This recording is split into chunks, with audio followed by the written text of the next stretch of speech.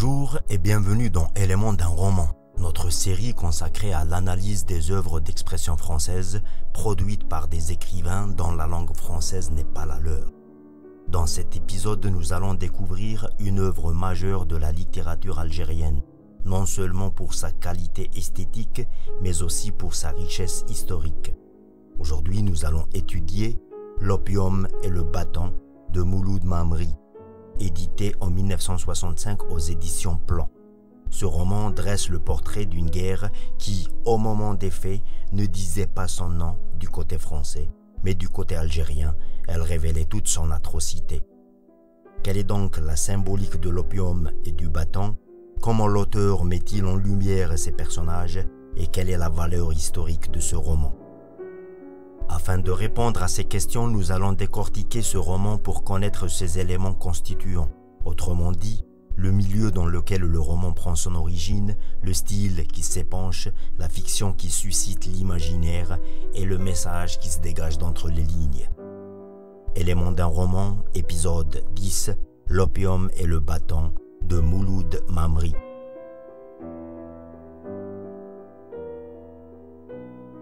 Les événements se déroulent pendant les dernières années de la colonisation française en Algérie. La guerre fait rage à travers le pays, mais c'est surtout dans les maquis que l'armée française se trouve démunie. Pendant ce temps, le docteur Bachir Lazrak mène une vie paisible à Alger avec Claude, une Française qu'il prévoit d'épouser. Il évite de lire les journaux et d'écouter la radio, refusant ainsi d'affronter la réalité du conflit. Il rejette également les multiples tentatives de son ami Ramdan de l'impliquer dans le mouvement indépendantiste du FLN, Front de Libération Nationale, qui prône la lutte armée pour la liberté de l'Algérie. Un soir, un messager du FLN frappe à sa porte pour lui demander de soigner un militant blessé.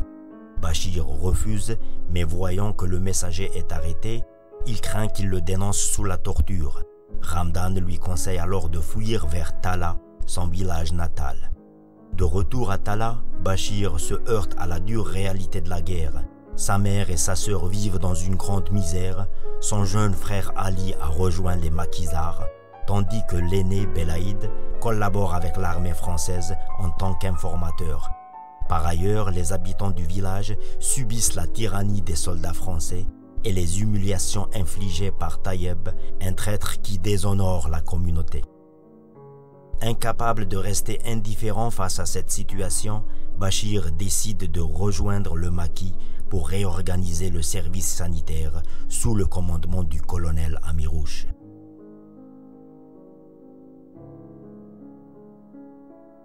L'histoire du roman nous bascule rapidement de l'illusion du bonheur qu'offrent les paysages magnifiques de la ville d'Alger vers la réalité macabre dans laquelle vivent les villageois, notamment les habitants de Tala, village natal du docteur Bachir. L'auteur semble s'inspirer de la même méthode adoptée par le colonisateur pour domestiquer la population autochtone. En effet, l'occupant français offrait aux Algériens un double visage, l'attrayant et le rebutant. Dès les premières pages, Mamri nous explique en détail ce concept à travers un dialogue entre le docteur Bachir et le professeur Ramdan. Le procédé est classique, vieux comme le monde. Les uns pour mener les autres n'ont jamais su trouver que deux moyens, le mensonge ou la violence. Avec nous, les Français ont d'abord essayé la séduction. Pour nous convaincre, ils ont déployé tout leur charme. Dans leurs journaux, leurs radios, leurs discours officiels, ils nous ont répété que nous étions aimés. Les jours de fête, ils distribuaient du couscous, des gâteaux aux miséreux. Sur nos cartes d'identité, ils écrivaient que nous étions français. Ils ont pensé que nous étions ingrats. Et puisque nous étions insensibles au charme, il ne nous restait qu'à employer l'autre méthode. Depuis 3 ans, nous sommes recherchés, emprisonnés, battus, torturés, accommodés à toutes les sauces, tués de toutes les manières pour que nous nous rendions, à la raison ou à la force, séduire ou réduire, mystifier ou punir.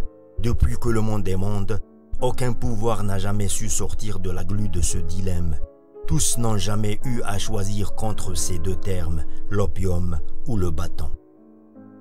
Tout au long du roman, les personnages évoluent dans un univers marqué par l'omniprésence de l'occupation coloniale française où les Algériens subissent les discriminations sociales, économiques et culturelles, rythmées par l'injustice, l'humiliation, la répression et la violence. Ce contraste entre oppresseurs et opprimés constitue le cœur des tensions qui traversent l'œuvre.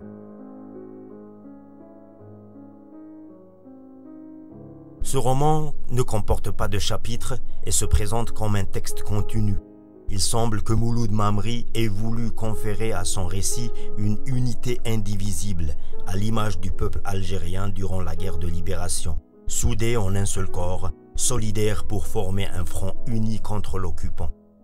Avec un style précis et nuancé, l'auteur mêle dans son livre des descriptions réalistes de la violence coloniale, avec des moments introspectifs où les personnages luttent avec leurs sentiments et leurs choix.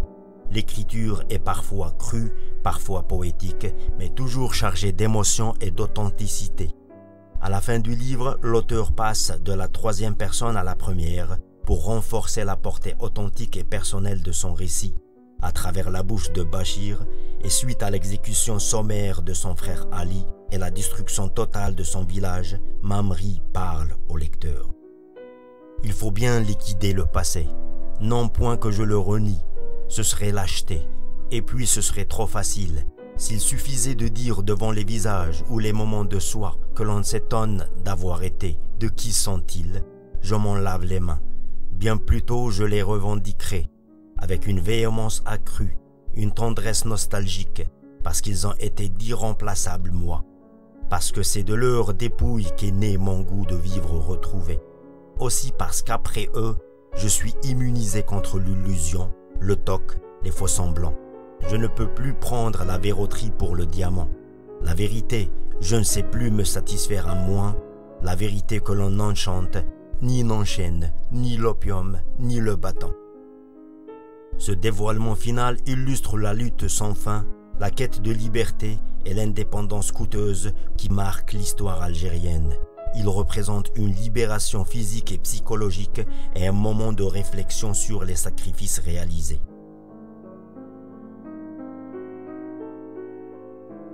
Le choix des personnages et leur interaction dans l'opium et le bâton jouent un rôle crucial dans l'évolution de l'intrigue et dans la façon dont les lecteurs perçoivent l'histoire.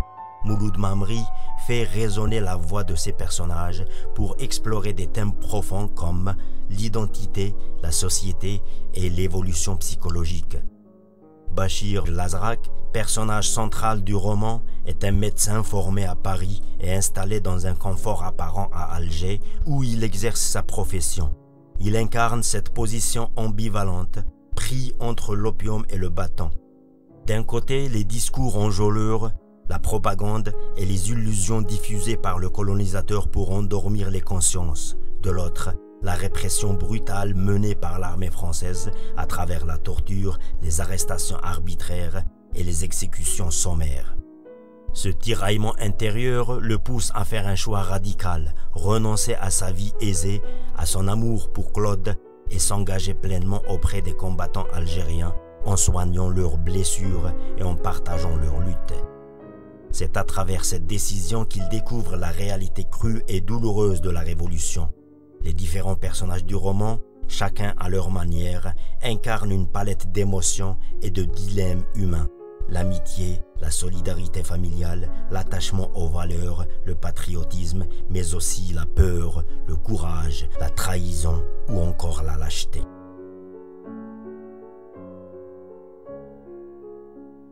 On appelle ce type de roman un roman de témoignage.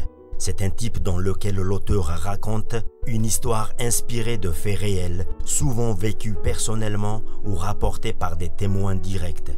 Son but principal est de faire connaître une réalité difficile, souvent marquée par la souffrance, l'injustice, la guerre, l'exil ou les violations des droits humains. Ce genre de roman cherche à informer, sensibiliser, mais surtout, comme dans notre cas, à dénoncer.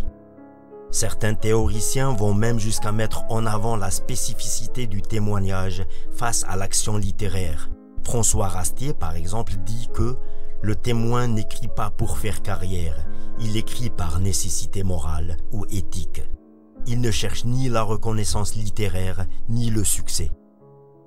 L'opium et le bâton devient alors un véritable témoignage vivant de la guerre d'Algérie. Le roman met en lumière l'impact profond de ce conflit, non seulement sur les combattants, mais aussi sur les civils, les familles et les communautés. À travers des personnages complexes, l'auteur explore les tensions entre séduction coloniale et brutalité répressive, entre illusion et prise de conscience, entre confort individuel et engagement collectif. Il révèle combien la guerre ne se joue pas seulement sur les champs de bataille, mais aussi dans les esprits, les choix et les silences. Mamri nous rappelle que ni l'opium ni le bâton ne pourront jamais étouffer la soif de vérité et de liberté. Cet épisode est terminé. Si vous avez aimé, dites-le nous avec des commentaires ou des clics sur le bouton j'aime. Partagez-le avec votre entourage et abonnez-vous pour ne pas rater les prochains épisodes.